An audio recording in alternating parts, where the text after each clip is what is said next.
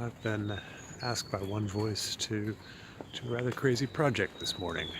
Without any experience whatsoever, I am shortly going to find myself up in a tree. Something I've always wanted to do, never known how.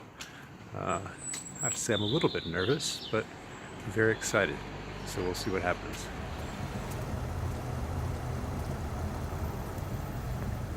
I'm here with Larch Maxey, and where are we exactly? So we're at Highbury Corner, Islington, Okay. London. And what's going on here? Why is this what it is?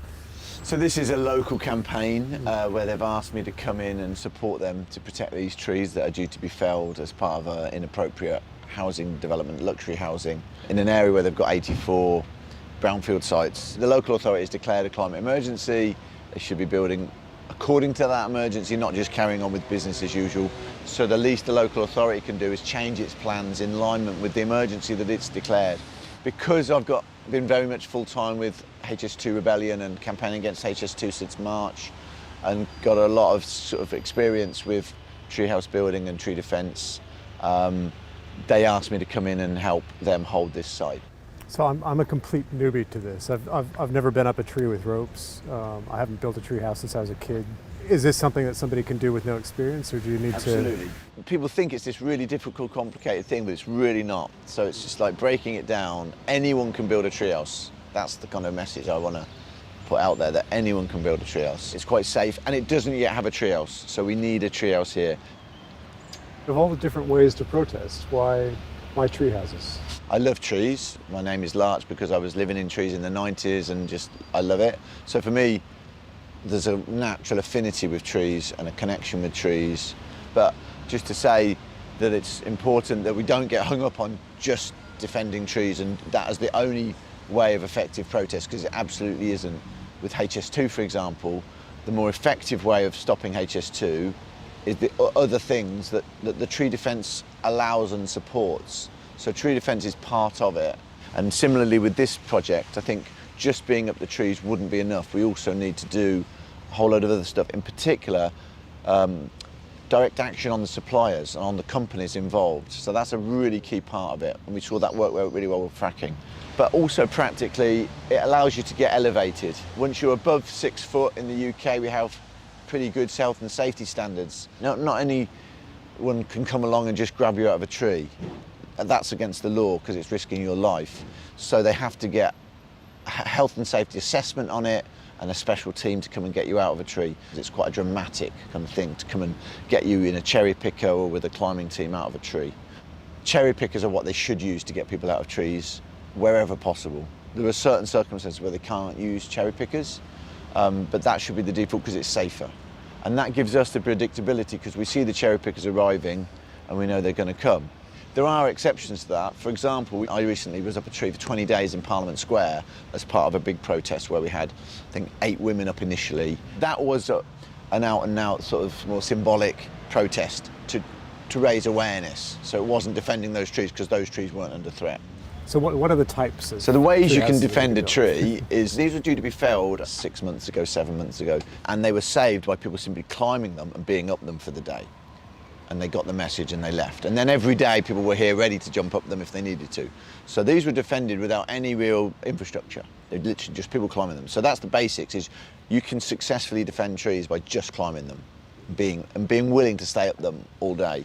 And it's not that comfortable to sit on a branch all day.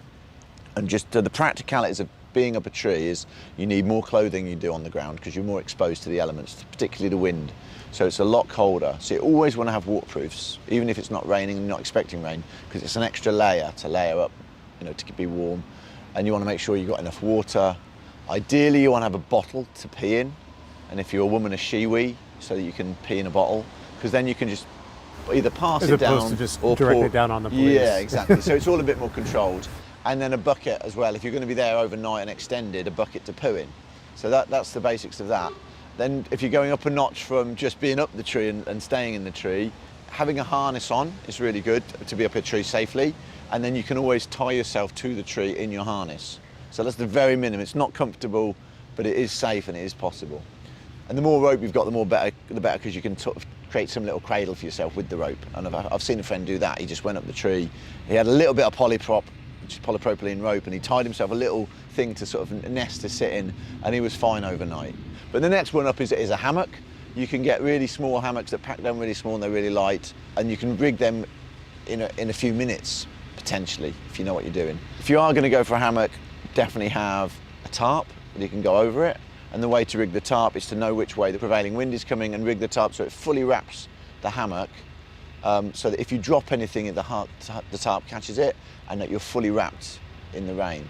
So I've been up 20 days in the Parliament tree and 5 days recently, and another tree that HS2 ended up felling. But both times, even in driving rain, I was fine in hammocks because I'd wrap the tarp around it. And you also then in a hammock want to ideally have a mat of some sort so it creates a bit of rigidity. Old carpet will do it, as well as your sleeping bag, just to create a bit more comfort. And then the trick is having a top line that you can safety into, and then another line for storing all your stuff in loads of bags. But much more comfortable than a hammock is a platform, and then once you've got a platform, then it's very easy to put what we call a bender on top, a bender frame, which is hazel poles created into a dome, and then a tarp on top of that. So then you've got the basics of a treehouse. And the reason to go towards a platform and a treehouse rather than a hammock is comfort, but it's also, as you go towards the winter, colder and wetter, you want more protection. You don't want to end up having to come down and give up because you weren't comfortable enough. Living in a tree can be really comfortable and really pleasant. It's definitely my preferred way to live is in a treehouse, I would say, because you get that connection with the tree. And I don't do it unless I'm defending the tree, because what right have I got to go and be imposing myself on a tree? I was curious about the effect on the tree of the treehouse. Is that something that you have to consider in the design? Definitely. So, there's different types of tree and they have different qualities.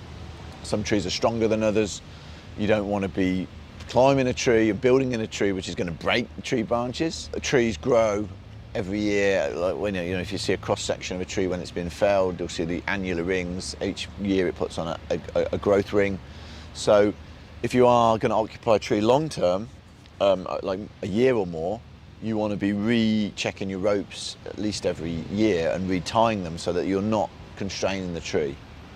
The tree will grow around the ropes. If you see, like some places, there's trees where they've grown around barbed wire and things.